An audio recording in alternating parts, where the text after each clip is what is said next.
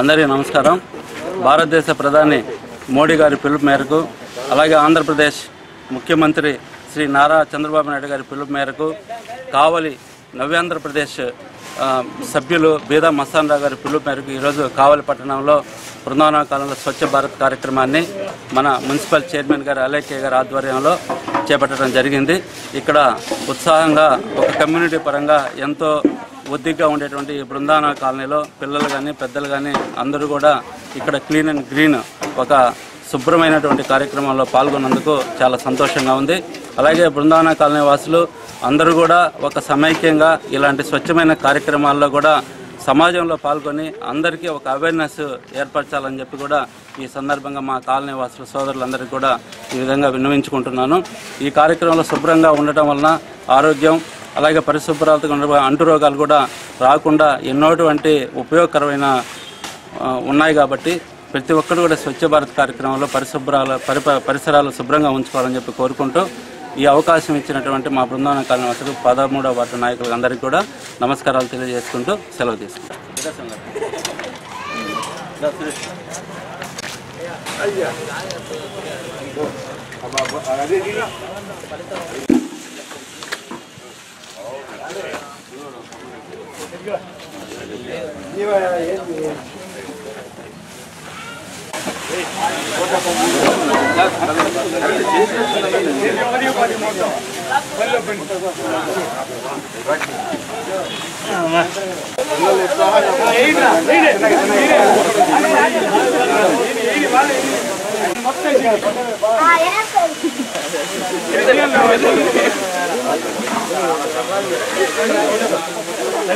అందరికీ నమస్కారం.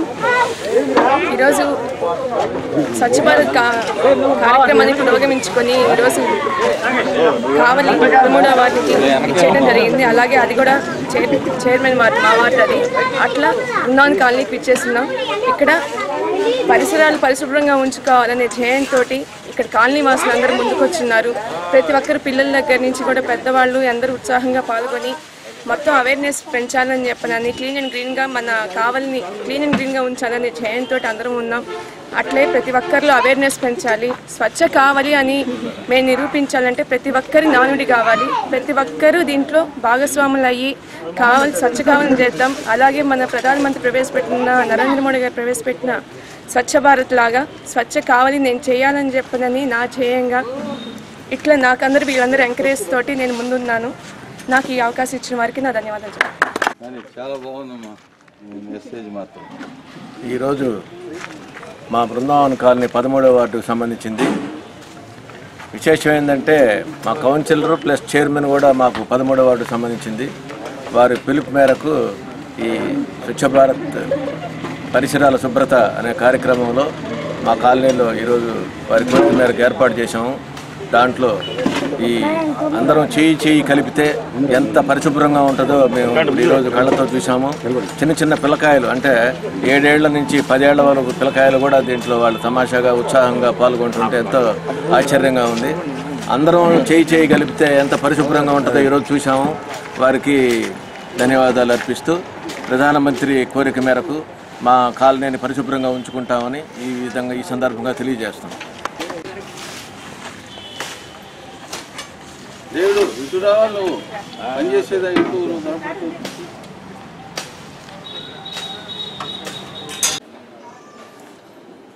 మన నేషనల్ ఫ్రంట్ చైర్మన్, జాతీయ రాజకీయాల్లో ఒక వెలిగిన నందమూరి తారక రామారావు గారు, ఆయన ఒక జాతీయ స్థాయిలో నేషనల్ ఫ్రంట్ని ఏర్పాటు చేసి ఆ రోజుల్లోనే ప్రధానమంత్రిగా ఆయన ఆశీస్సులతో ప్రధానమంత్రులైన సందర్భాలు ఉన్నాయి.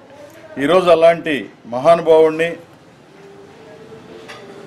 రాజకీయంగా ఆయన భిక్షతో, ఆయన సహకారంతో, ఆయన ఇదితో రాజకీయాల్లోకి వచ్చి ఆయనని ఈరోజు ఒక ఎయిర్పోర్ట్కి, హైదరాబాదులో ఉండే ఎయిర్పోర్ట్కి పేరు పెడితే అది శాసనసభలో, తెలంగాణ శాసనసభలో వ్యతిరేకించడం అనేది కేసీఆర్ గారి దౌర్భాగ్యమైన పరిస్థితికి, రాబోయే తరాలకి ఏం మెసేజ్ ఇస్తున్నామనేది పరిస్థితి కాకుండా ఈరోజు కేసీఆర్ గారు అతి దారుణంగా ఆయన పేరు చెప్పుకొని ఆయన ఇదితో రాజకీయాల్లోకి వచ్చి ఆయన ఇదితోనే ఈరోజు కొడుకు పేరు కూడా నేను ఎన్టీ రామారావు నందమూరి తారక రామారావుగా పేరు పెట్టుకొని ఎన్నోసార్లు ప్రకటనలు చేసి నేను ఎన్టీఆర్ అభిమాని అని చెప్పి ఎన్టీఆర్ అభిమానుల ఆగ్రహానికి తెలంగాణ ప్రాంతంలో గురవుతారని చెప్పి తెలియజేసుకుంటా ఉన్నాం. ఎందుకంటే ఎన్టీ రామారావు గారు అన్ని రాష్ట్రాల్లో ఆయనకి సంబంధించిన అభిమానులు ఉన్నారు. నీకు తమిళనాడు తీసుకో, ఒరిస్సా తీసుకో, బాంబే తీసుకో, తెలంగాణ తీసుకో, ఎక్కడైనా కానీ ఈరోజు తెలంగాణలో పటేల్దారి వ్యవస్థను రూపుమాపి మనకి పాలనా వ్యవస్థ దగ్గరగా ఉండే విధంగా బీసీలకు బడుగు బలహీన వర్గాలకి దగ్గరైన తెలంగాణ ఎక్కువ ముఖ్య ప్రాంతంలో తెలంగాణ ప్రాంతంలో ఆయన ఎంతోమంది ఆయనకి అభిమానులు ఉన్నారు. అలాంటి ప్రాంతంలో ఈరోజు తెలంగాణ ముఖ్యమంత్రి గుండి ఒక లేని వ్యక్తిని చనిపోయిన ఈరోజు మన మధ్యలో లేని వ్యక్తిని అవమానపరచడం అనేది దారుణం.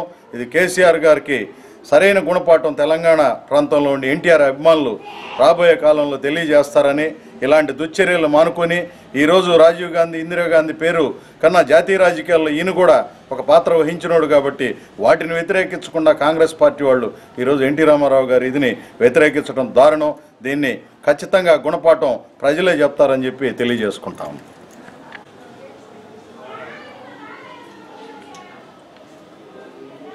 క్లియర్గా ఉందా?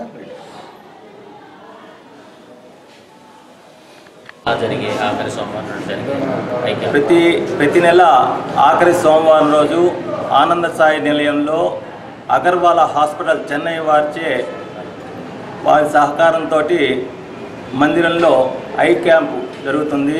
ఈ ఐ క్యాంపులో శుక్లాల ఆపరేషన్లు, ఇతర ఆపరేషన్లు అవసరమైన వాళ్ళకి వాళ్ళు సెలక్షన్ చేసుకొని ఇక్కడి నుంచి చెన్నైకి తీసుకువెళ్ళి అక్కడ హాస్పిటల్లో ఉచితంగా ఆపరేషన్ చేసి మరలా కావలికి చేర్చడం జరుగుతుంది.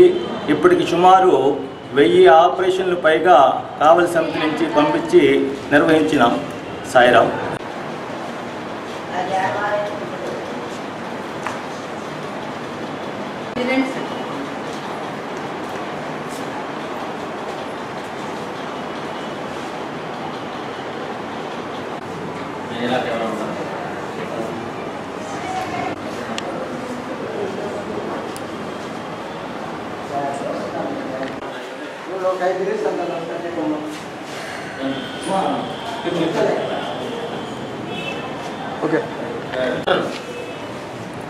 ఓం శ్రీ సాయిరాం.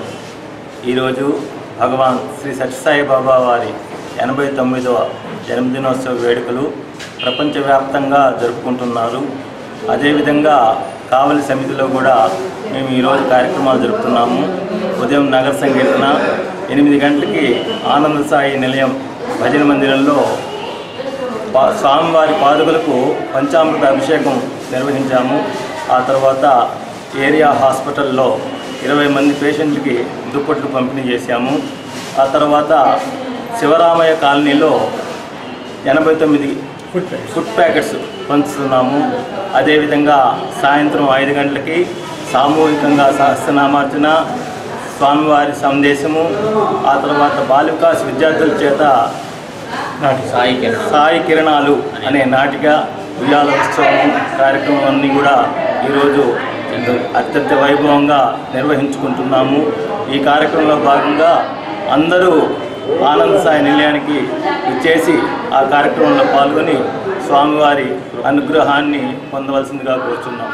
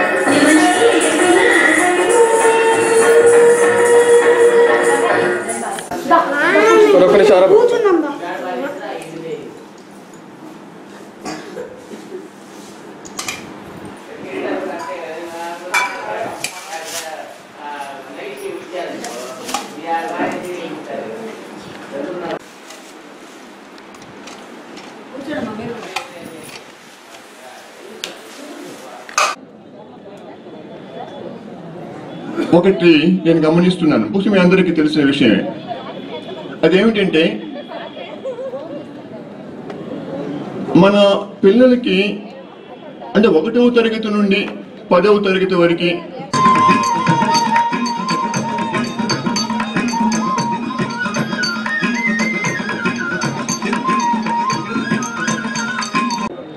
ప్రసాద్ గారికి, ఇంకా వేదిక మీద ఉన్న పెద్దలు కొండాచారి గారు, ఈ సమావేశంలో పాల్గొంటున్న జిల్లా యూటీఎఫ్ నాయకులకు, విద్యావేత్తలకు, శ్రేయోభిలాసులకు, పత్రికా విలేకరులకు ఈ కార్యక్రమానికి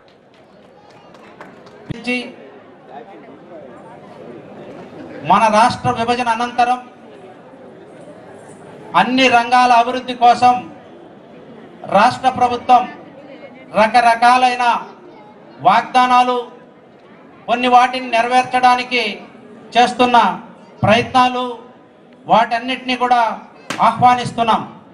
రాష్ట్ర విభజన అనివార్యము అని చెప్పుకుంటున్న ఈ రాష్ట్ర శ్రేయోభిలాసులందరికీ మొట్టమొదటగా మేము సంయుక్త రాష్ట్రంగా ఈ రాష్ట్రం ఉండాలని, మన యూటీఎఫ్గా మన అభిప్రాయాన్ని చెప్పడమే కాకుండా భవిష్యత్తులో జరగబోయే ప్రమాదాలన్నింటినీ, విద్యారంగానికి సంబంధించిన అనుబంధంగా ఉంటున్న ఇంటర్మీడియట్ రంగంలో వచ్చే సమస్యలు కానివ్వండి, ఈ యొక్క తాగునీటి సాగునీటి సమస్యలు కానివ్వండి, ఇంకా పెను విద్యుత్తు లాంటి సంక్షోభాలు ఎదుర్కొనే సమస్యలు కానివ్వండి, అన్నింటినీ సవివరంగా వివరించాం.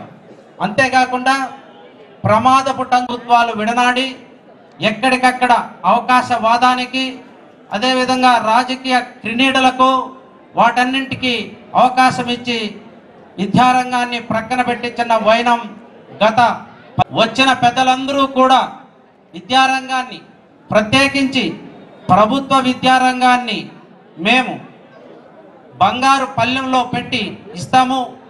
పేద బడుగు బలహీన వర్గాల పిల్లలు చదువుకుంటే ప్రభుత్వ పాఠశాలలన్నింటినీ కూడా మేము పరిరక్షిస్తాము. మీ అందరి బాధ్యత కూడా మాదే అని చెప్పి ప్రతి ప్రభుత్వ అధినేత చెప్పినా కూడా వారి యొక్క ఆలోచనలు, వారి యొక్క విధానాలు పూర్తిగా కూడా వేరే రకంగా ఉండడమే కాకుండా గత 20 సంవత్సరాలుగా కూడా బంగారు లాంటి ప్రభుత్వ విద్యారంగాన్ని పూర్తి స్థాయిలో ప్రక్కదావన పట్టించేసి పూర్తి స్థాయిలో వాటినన్నింటినీ కూడా ప్రమాదపు తంచులోకి తీసుకుపోవడానికి ప్రథమ కారణం కేంద్ర రాష్ట్ర ప్రభుత్వ విధానాలే అని చెప్పి చెప్పక మనం ప్రత్యేకంగా ప్రాథమిక విద్యారంగం నుంచి అటు ఉన్నత విద్యారంగం వరకు కూడా ఏ స్థాయిలో అయినా మనం బాగున్నామా, మన పరిస్థితి ఏంది, దేశంలో జాతీయ స్థాయిలో ఆంధ్రప్రదేశ్ వెనకబడటమే కాకుండా ప్రపంచంలో ఉన్న అన్ని యూనివర్సిటీసు, పోటీ యూనివర్సిటీస్గా ఉన్న 175 విశ్వవిద్యాలయాల్లో ఒక్క ప్లేస్మెంట్ కూడా దక్కించుకొని పరిస్థితిగా ఈ యొక్క దేశానికి ఉండడం, అందులో ఆంధ్రప్రదేశ్ ఉండడం, వీటికన్నిటికీ కూడా కారణం కేవలం రాష్ట్ర కేంద్ర ప్రభుత్వాలు విద్యారంగాన్ని, వైద్య రంగాన్ని కూడా తమ భారం నుంచి తప్పించేయాలని చెప్పి, అంతేకాకుండా ఈ కార్పొరేట్ శక్తులకు అన్నిటికీ కూడా వీటిని పూర్తిగా కూడా ఒక వాణిజ్య వస్తువుగా వేలం వేసిన సంగతి మనకందరికీ తెలిసిన విషయమే. కానీ ఈరోజు భారతదేశం, అందులోన ఆంధ్రప్రదేశ్ ఈ యొక్క రాష్ట్రంలో పెరుగుతున్న అసమాన పోకడలు, అర్హత ఉన్నా సరే, మేధస్సు ఉన్నా సరే విద్యార్హతలు అందుకోలేని పరిస్థితులు, వీటన్నిటినీ కూడా కూలంకుషంగా పెద్దలందరూ కూడా ఇక్కడ మన పెద్దలు బాలసుబ్రహ్మణ్యం గారు ఉన్నారు. అదేవిధంగా మన నాగార్జున యూనివర్సిటీ ప్రొఫెసర్ గారు కూడా ఇక్కడ ఉన్నారు. ఈరోజు 1980 వరకు కూడా ఒక రకంగా విద్యారంగానికి రాష్ట్ర కేంద్ర పాలన రూపంలో వాళ్ళు ప్రవేశించిన నేపథ్యం, ఇండైరెక్ట్గా కూడా పాలన సాగిస్తున్న పరిస్థితులు 20 సంవత్సరాల నుంచి వచ్చిన నేపథ్యంలో రకరకాలుగా విద్యారంగంలోకి ఒక విష ప్రయోగాలు జరిగాయి. అన్ని దేశాలు అన్ని దేశాల్లో, మన దేశంలో రకరకాల రాష్ట్రాల్లో వివిధ రకాలైన ప్రయత్నాలు జరిగాయి. తర్వాత చూసినట్లయితే ఇంటర్మీడియట్లో తెగించి 80% అధ్యాపక పోస్టులు ఖాళీగా ఉన్నా సరే భర్తీ చేసే ప్రసక్తే లేదని చెప్పి రకరకాల కారణాలతో వాటినట్లే ఖాళీ పెట్టేసి వాటి స్థానంలో కాంటాక్ట్ లెక్చరర్స్ అని చెప్పి చాలని జీతాలు 3,000 4,000 ఇచ్చి దాని తర్వాత ఏదో కొన్ని సందర్భాల్లో సమ్మెలు, నిరాహార దీక్షలు, PDF MLCల కృషి సందర్భంగా మినిమం టైం స్కేల్ సాధించిన పరిస్థితుల్లో ఈ ఇంటర్మీడియట్ ఎడ్యుకేషన్ను భారతదేశంలో ఇంటర్మీడియట్ 10+ విదేశాల్లో ఉన్న అన్ని అభివృద్ధి చెందిన దేశాలు కానివ్వండి, పేదరికంలో ఉన్న దేశాలు కానివ్వండి, విద్యా వైద్యాన్ని పూర్తిగా మన వాటి భుజస్కంధాల మీద వేసుకున్న పరిణామ క్రమంలోనే అవి అన్ని రంగాల్లోన అభివృద్ధి చెందాయి. మరి ఇటువంటి ప్రాథమిక పాఠశాలలను చిత్తశుద్ధిగా చాలా ట్రాన్స్పరెంట్గా మీరు అనుకున్న కామన్ స్కూల్స్ అంటారు, క్లస్టర్ స్కూళ్ళు అంటారు, లేదంటే పెద్దలు PDF MLCల ఆధ్వర్యంలో బాలసుబ్రహ్మణ్యం గారు ఇచ్చిన సూచనలు సలహాల మేరకు నిర్మిస్తారో వాటి యొక్క నిర్మాణానికి వెంటనే ముందుకు రావాలి. ఒక కార్యదీక్షగా బడ్జెట్ పెనుభారం లేని అంశంగా ఉంటున్న ఈ రంగంలోకి ప్రవేశించి అనేకమైన అంశాలను పైలట్ ప్రాజెక్టు కింద వాటిని పరిశీలించి జాగ్రత్తలు తీసుకొని తగు విధానాలతో రాష్ట్ర ప్రభుత్వం ముందుకొచ్చి ప్రాథమిక విద్యారంగాన్ని పరిరక్షించుకోవడమే కాకుండా పాఠశాలల్లోని పోస్టుల భర్తీ విషయంలో చూస్తే DSC నోటిఫికేషన్ కోసం సెకండరీ గ్రేడ్కు DED ఎలిజిబిలిటీ అని చెప్పి కేంద్ర ప్రభుత్వం నిర్ణయించిన తర్వాత ఒక రాష్ట్రం BEd అర్హత అన్నప్పుడు DED అర్హత అని తేల్చివేసిన సందర్భంలో ఈరోజు అనుమతి కోసం నోటిఫికేషన్ పోస్ట్ పోన్ చేయడం, పోస్టులన్నీ కూడా తగ్గించేయడము, ఈ యొక్క యూపీ స్కూల్స్, హై స్కూల్స్ కావాల్సిన ఇంగ్లీష్ మీడియంకు కావాల్సిన ఈ యొక్క స్కూల్ అసిస్టెంట్ పోస్టులు దాదాపుగా 10,000 పైచిలకు ఉంటే కూడా వాటిని 2,000 వరకు పరిమితం చేయడము, చాలని పోస్టులతో ప్రపంచ ఉపాధ్యాయ దినోత్సవం రోజున కూడా జరిగిన నిపుణుల నేపథ్యం ఉపాధ్యాయుల మీద పెట్టుబడులు పెట్టండి, అన్ని భవిష్యత్ అభివృద్ధిని అన్ని రంగాల్లోన చూడండి అని చెప్పింది ప్రపంచ దేశాలు అనుకుంటున్న సందర్భంలో ఈరోజు అవసరమైన స్కూల్ అసిస్టెంట్ పోస్టులను మరొక 10,000 తీసుకొచ్చి BEd వాళ్ళలో ఉన్న అశాంతిని అరికట్టవలసిన బాధ్యత రాష్ట్ర ప్రభుత్వం మీద ఉన్నది. ఈ సందర్భంగా అటువైపుగా ఈ యూపీ స్కూల్స్లో అప్గ్రేడ్ చేసిన 8th క్లాస్కు బోధించవలసిన ఉపాధ్యాయులను, స్కూల్ అసిస్టెంట్లను కావచ్చు, పండితులు అప్గ్రేడ్ చేసిన ఆ పోస్టుల చిక్కుముడి ఇప్పడానికి అదేమి బ్రహ్మాస్త్రం కాదు. రాజు తలుచుకుంటే కొరడా దెబ్బలకు కరువు అన్నట్టుగా ఇన్ని రోజులు వాటిని నానదీసి అటు ఇటు చేసి విద్యారంగంలో గందరగోళాన్ని సృష్టించి సంక్షోభాలను సృష్టించవలసిన అవసరమేమీ లేదు. వాటి వెంటనే కూడా ఆ చిక్కుముడిని విప్పవలసిన బాధ్యత ఉన్నది. ఇంగ్లీష్ మీడియంకి అదనపు పోస్టులు లేదే ఆ ఇంగ్లీష్ మీడియంకు అంత న్యాయం జరగదు అనే సందర్భంలో ఇంగ్లీష్ మీడియంకు ఎన్ని పోస్టులు కావాలి అనే కోణం నుంచి విద్యా హక్కు చట్టం పేర్కొన్న విధానంగా రావాలి. కానీ విద్యా హక్కు చట్టంలో చూసిన విధంగా రేషనలైజేషన్ ఎలా చేయొచ్చు, ఎలా నష్టం వాటిల్లొచ్చు అని చెప్పే విధానంతో మీరు ప్రారంభించారు. ప్రారంభాన్ని తప్పు పట్టడం లేదు. ఆధార్ కార్డులతో ఎక్కడైనా కానీ తప్పుడు విధానాలతో ఉండే వాటినన్నింటినీ కానీ ఎవరు తప్పులకు వెరసరు. కానీ నిపుణుల అభిప్రాయం, మేధావుల అధ్యయనం ఈ రాష్ట్రంలో ఇంకా కూడా 40,000 పైచిలకు ఉపాధ్యాయ పోస్టులు అవసరం. మున్సిపాలిటీలను విస్మరించడం, ఎయిడెడ్ విద్యా సంస్థలను వాటన్నిటిని కూడా శ్మశానాలకు పంపించే వైఖరులను వీటన్నిటిని విడనాడి రాష్ట్ర ప్రభుత్వం వెంటనే ఈ నూతన రాష్ట్ర ప్రభుత్వ విద్యారంగాన్ని నా భుజ స్కంధాల మీద వేసుకుంటాను అని చేసిన వాగ్దానం ఏదైతే ఉందో ఆ వాగ్దానాన్ని నిలబెట్టుకోవడానికి చిత్తశుద్ధిగా ముందుకు రండి. ఏదైనా సౌత్ కొరియా ఈరోజు అభివృద్ధి చెందిన అవకాశాలు వాటికి ఉన్నాయి అంటే పూర్తి స్థాయిలో అది ఆనాడు ప్రవేశపెట్టిన 24% బడ్జెట్ను విద్యారంగానికి కేటాయించడం కాబట్టినే అది 99% ఎడ్యుకేషన్లో విప్లవాత్మకమైన మార్పులకు వెళ్ళడం, బలిష్టమైన ఆర్థిక పరిపుష్టితో పేదరికం అన్ని ఆటంకం ఉన్నా కూడా అది చేరుకోవడం, వొకేషనల్ లాంటి కోర్సెస్ను తీసుకుపోవడం, ఇంకా కూడా మన పొరుగునున్న చిన్న రాష్ట్రాలు మనకున్న ఎడ్యుకేషన్ వరకు పూర్తి స్థాయిలో తమ భుజస్కంధాల మీద వేసుకుంటాయి. బిడ్డ అంటూ తల్లిదండ్రులకు వచ్చేది తర్వాత +2 తర్వాతనే. ఆ విధానాన్ని అన్నింటినీ కూడా మనం ఆశించకపోయినా కూడా ఈ మేరకు ప్రభుత్వ పాఠశాలను బలోపేతం చేయడానికి పూర్తి చిత్తశుద్ధి స్థాయిలో ఉండాలని, ప్రభుత్వ విధానాలు కూడా చాలా అర్థం లేని విధానాలుగా ఉంటున్నాయి. విద్యారంగానికే కాదు వైద్య రంగాన్ని కూడా ఈ శోభ మరింత శోభదాయకంగా ఉన్నది. ఈరోజు కౌన్సిలింగ్ విధానం నెల్లూరు జిల్లా యొక్క విప్లవాత్మకమైన ఉద్యమాల వల్ల ఆ రోజు తీసుకురావడం జరిగింది. ఈనాటి ముఖ్యమంత్రి గారే దీనికి సమాధానం కౌన్సిలింగ్ అని తీసుకొచ్చారు. గత ప్రభుత్వాలు దొడ్డిదారిన ఏ విధంగా గవర్నమెంట్ ఆర్డర్లు ఇచ్చాయో అదే విధమైన ఆర్డర్లు మేము కూడా ఎందుకు ఇవ్వకూడదు? 10% మాకు గవర్నమెంట్ ఆర్డర్లు ఇవ్వచ్చు కదా, ఈ యొక్క రోగిస్టులకు వాళ్ళకు వీళ్ళకు ఇవ్వచ్చు కదా అనే విధానంతో ఉన్నది. కానీ మేము వస్తే ఏ ఒక్క గవర్నమెంట్ ఆర్డరు ఇవ్వము అని చెప్పి ఒక విధానపరమైన నిర్ణయాన్ని ప్రకటించడంలో రాష్ట్ర ప్రభుత్వం ఎందుకు వెనకంజ వేస్తున్నదో అర్థం కాని పరిస్థితిగా ఉన్నది. పీడీఎఫ్ ఎమ్మెల్సీల పక్షాన మేము కోరుతున్నాం, వివిధ ప్రభుత్వ కార్యాలయాల్లో జరిగిన బదిలీలలో మీరే అనుమానపడ్డారు, అవకతవకలు జరిగాయని చెప్పి విద్యారంగంలో వస్తున్న ఈ యొక్క దొడ్డిదారి బదిలీలను వెంటనే నిలుపుదల చేయాలని, ఏ ఒక్క దొడ్డిదారి బదిలీ కూడా చెయ్యని విధంగా మీరు చర్యలు చేపట్టాలని చెప్పి కూడా మేము పీడీఎఫ్ ఎమ్మెల్సీల పక్షాన డిమాండ్ చేశాం. మరొకసారి కూడా ఈ యొక్క సదస్సు ద్వారా కూడా రాష్ట్ర ప్రభుత్వానికి ఆ రకమైన డిమాండ్ను, విజ్ఞప్తిని, హెచ్చరికను కూడా చేస్తున్నామని చెప్పి తెలియజేస్తున్నాం. మిత్రులారా, తిరువీటి ప్రసాద్ గారికి ధన్యవాదాలు తెలియజేస్తూ, తర్వాత మన ముఖ్య అతిథి డిపార్ట్మెంట్ ఆఫ్ శ్రీ వి అంజరెడ్డి గారు మన ముఖ్య అతిథిగా వచ్చున్నారు. వారు నవ్యాంధ్రప్రదేశ్లో సమగ్రాభివృద్ధి అనే అంశం మీద ఉపన్యసిస్తారు. ఈ తర్వాత ఈ కార్యక్రమానికి అధ్యక్షులుగా అంటే ఉపాధ్యాయుల్లో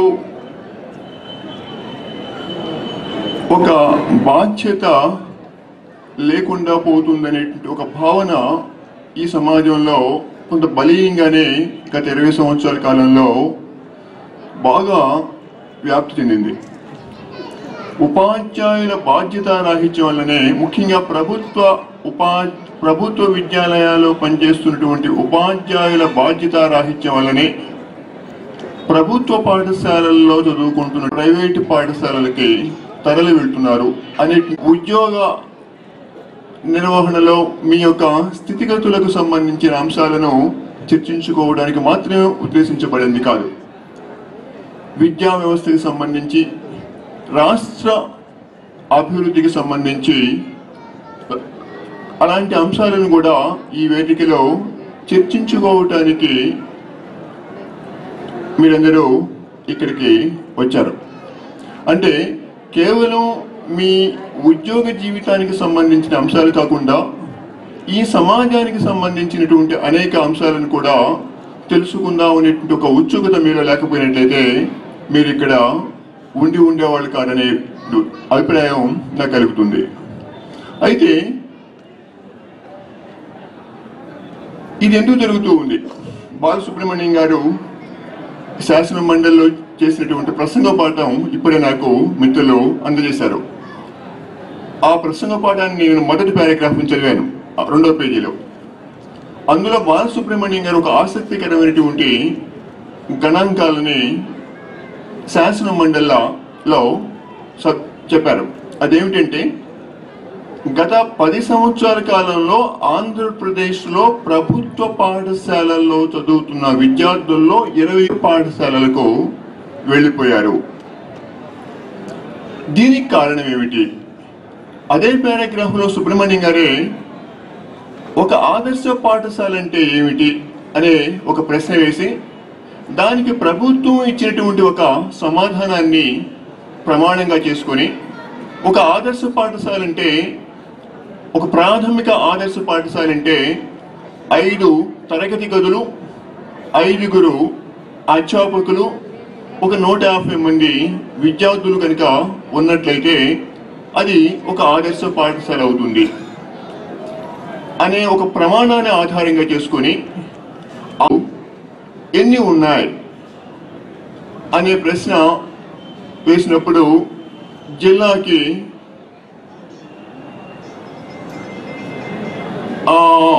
ఒక 100 కంటే లేవు అనే సమాధానాన్ని అంటే ప్రభుత్వ పాఠశాలల నుండి విద్యార్థులు ప్రైవేటు పాఠశాలలు తరలి వెళ్ళటానికి అధ్యాపకులు మాత్రమే కారణం కాదు. వాస్తవానికి ప్రభుత్వం యొక్క బాధ్యత రాహిత్యం కూడా ఇందులో ఉంది. అంటే ప్రభుత్వం చూపవలసినటువంటి బాధ్యతని 5 తరగతి గదుల్ని 5 ఉపాధ్యాయుల్ని కనుక అందించినట్లయితే బహుశా ఈ సమస్య ఈ స్థితిలో ఉండేది కాదేమో అనేటువంటి ఒక అభిప్రాయం బాలసుబ్రహ్మణ్యం గారి శాసన మండలిలో చెప్పడం జరిగింది. అయితే నేను ఆ గణాంకాన్ని అలా ఉంచి నాకు ఈ సమావేశంలో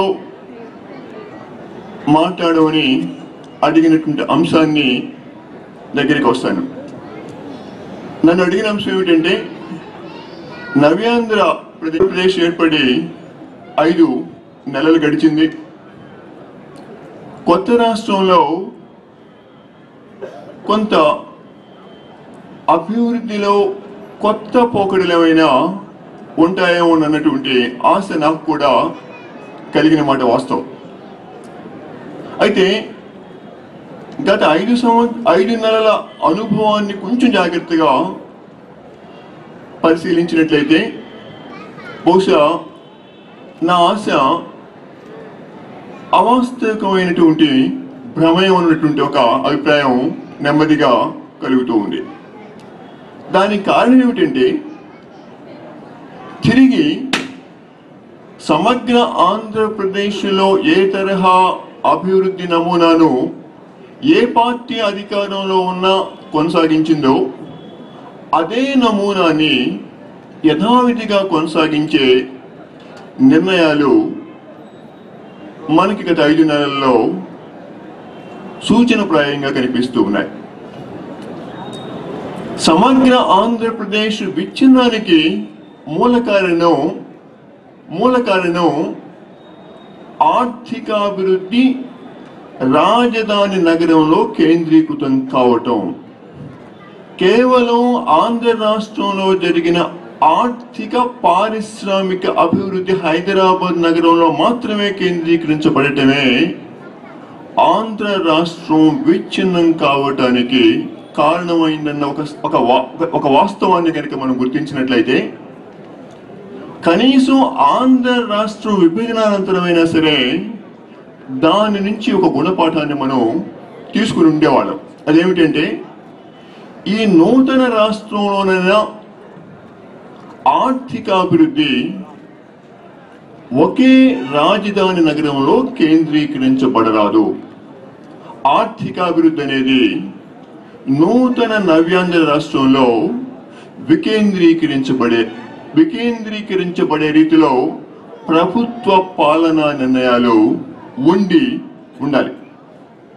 కానీ గత 5 నెలల కాలంలో ఈ నూతన ప్రభుత్వం తీసుకుంటున్నటువంటి అనేక నిర్ణయాలు మనకేం తెలియజేస్తున్నాయంటే, మళ్ళా రాజధాని, దాని చుట్టూ అభివృద్ధి, ఆ రాజధాని యొక్క అభివృద్ధి కూడా మనకి పత్రికల్లో వస్తున్నటువంటి వార్తలు చూసినట్లయితే సింగపూర్ అనేటువంటి ఒక నగరం మనకి ఆదర్శం కావాలి. నూతన రాజధానిలో 30,000 ఎకరాలను ముందు తీసుకోవాలి. ఆ తర్వాత ఇంకా అభివృద్ధికి మరికొన్ని వేల ఎకరాలని